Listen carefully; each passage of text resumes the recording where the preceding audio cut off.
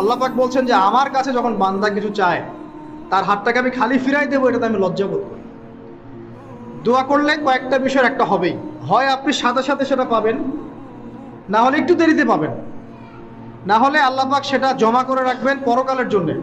পরকালে যখন আপনি দাঁড়াবেন আল্লাহর সামনে, আল্লাহ বলবেন দুনিয়াতে তুমি এই এই বিষয়গুলো চেয়েছিলে, আমি দুনিয়াতে দেই নাই, পরকালে তোমার জন্য সঞ্চিত রেখেছি, এখন না। আমাকে বলেন, যারা আজান শুনেও নামাজে যায় না এরা কি মুমিন? বলেন। আপনি মনে করছেন আমি জুমার নামাজ তো পড়ি, ঈদের নামাজ তো পড়ি।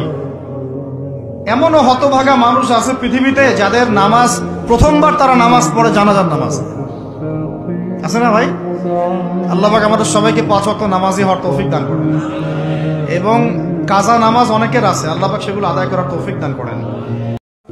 যখন আপনি বিপদে পড়ে একনিষ্ঠভাবে আল্লাহর প্রতি তাওয়াক্কুল করে খালি বলবেন যে হাসবি আল্লাহ ওয়া নি'মাল ওয়াকিল, আল্লাহই আমার জন্য যথেষ্ট, তিনি উত্তম কর্মবিধায়ক, আল্লাহ পাকের দায়িত্ব হয়ে যাবে আপনাকে সাহায্য করা ইনশাআল্লাহ। যখন আপনি বিপদে পড়ে একনিষ্ঠভাবে আল্লাহর প্রতি তাওয়াক্কুল করে খালি বলবেন যে হাসবি আল্লাহ ওয়া নি'মাল ওয়াকিল, আল্লাহই আমার জন্য যথেষ্ট, তিনি উত্তম কর্মবিধায়ক, আল্লাহ পাকের দায়িত্ব হয়ে যাবে আপনাকে সাহায্য করা ইনশাআল্লাহ।